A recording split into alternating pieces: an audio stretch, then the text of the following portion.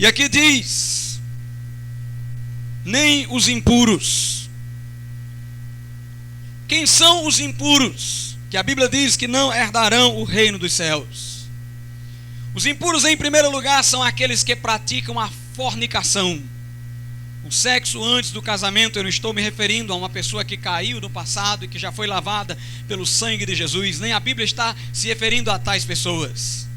Eu estou me referindo àquele que é praticante de tal pecado. Ele é impuro, ou seja, a pessoa que pratica a impureza, ou melhor, que praticou a impureza no incidente de sua vida e foi lavado no sangue de Jesus, se arrependeu, ele não é impuro. O impuro é aquele que está na prática, é aquele que não foi liberto, é aquele que está pecando. Os impuros não herdarão o reino de Deus, não herdarão. Portanto, a primeira manifestação da impureza é a fornicação, é o sexo anterior ao casamento. Tal prática é abominável aos olhos de Deus. Mas inclui-se, meus amados irmãos, na impureza muitas outras coisas, das quais nós vamos falar.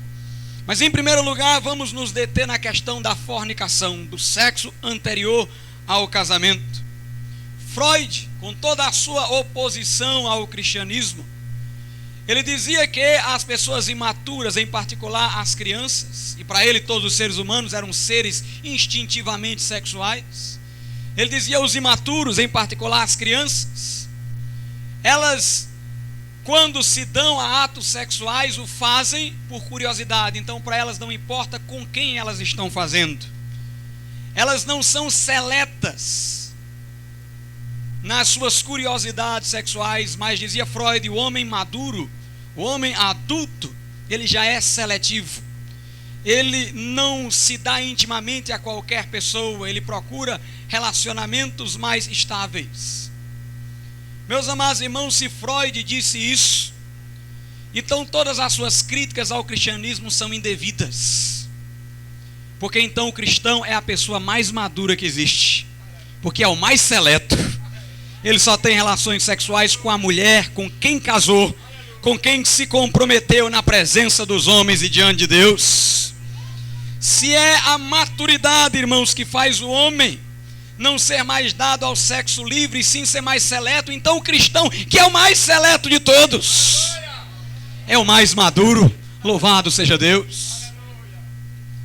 As revistas pornográficas trazem lá, permitida apenas para pessoas maiores de 18 anos.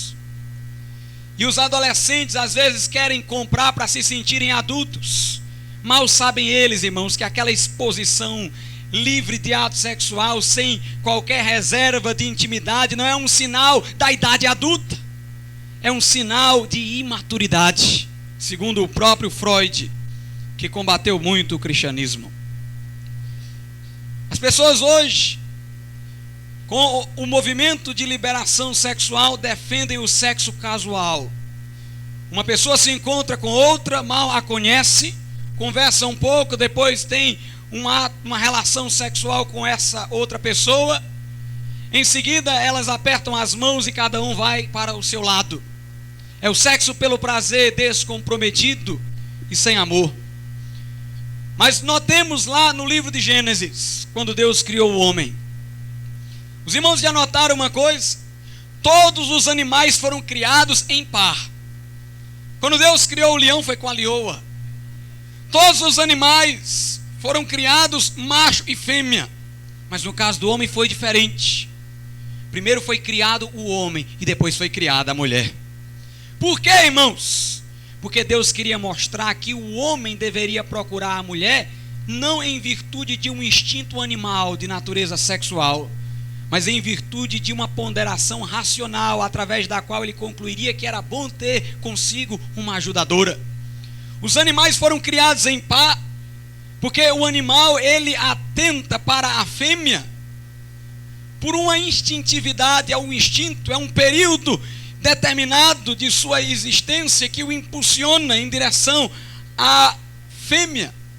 O animal, portanto, ele não tem sexo por ponderação racional, é casual. Mas Deus não queria que fosse assim com o homem. O homem foi criado sem a mulher para mostrar que se o homem quiser, ele vive sem a mulher solteira a vida inteira. Ele não é dominado pelos instintos. Ele não é um ser animal incapaz de conter os seus impulsos. Deus queria, irmãos, que o homem concluísse racionalmente que era bom ter uma ajudadora. E foi de fato isso que aconteceu. O homem estava ali e percebeu que os outros animais tinham consigo uma fêmea. Quando ele denominou os animais, porque foi ele que deu nome aos animais, ele viu que eles tinham uma fêmea, mas que ele não tinha uma ajudadora idônea. E Deus providenciou a ajudadora para o homem. Portanto, o homem meditou para concluir que deveria ter uma ajudadora, para mostrar, irmãos, que nós devemos fazer escolhas racionais e não meramente instintivas. Um homem deve escolher a sua esposa por ver nela uma pessoa hábil a lhe ajudar pelo resto da vida. O homem deve escolher a sua esposa por ver nela qualidades que possam preencher as suas deficiências. Ele não se encontra casualmente e animalescamente, tem uma relação sexual, apertam os dois as mãos e se vão.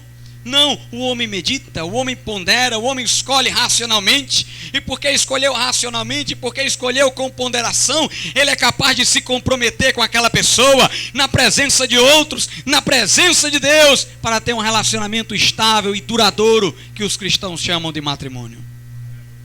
Deixará o homem seu pai e sua mãe, e unir-se-á a sua mulher, e serão os dois uma só carne.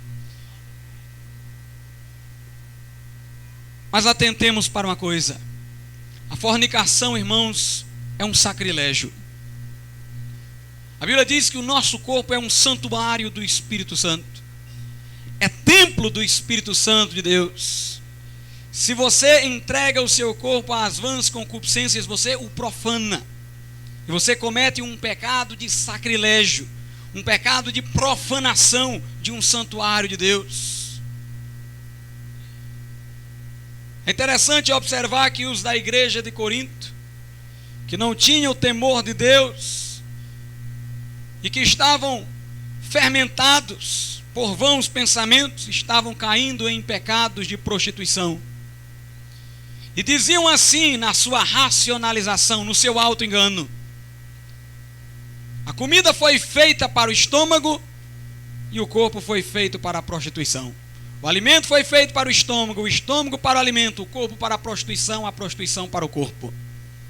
Paulo escreveu para lá e disse: a lógica de você está errada.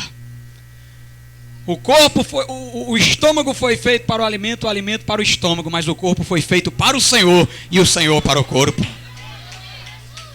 Meus irmãos, o nosso corpo existe para ser a morada na terra do Espírito Santo. Quando alguém aceita Jesus, Jesus pelo Espírito vem morar no seu corpo. E meus amados irmãos, Jesus atua nesse mundo através de nós, pela instrumentalidade do nosso corpo. Portanto, o nosso corpo é santuário do Espírito Santo. Por isso que a Bíblia diz que quem comete pecado sexual, peca contra o seu próprio corpo. É como se Deus tivesse elevado de grau o corpo humano, quando fez dele templo do Espírito Santo, e o homem em seguida o profana e o diminui. É como se Deus tivesse promovido o seu corpo para um degrau superior e você tivesse pecado contra o seu corpo, trazendo ele para um degrau inferior novamente. Você está interditando a elevação que Deus quis fazer ao seu corpo.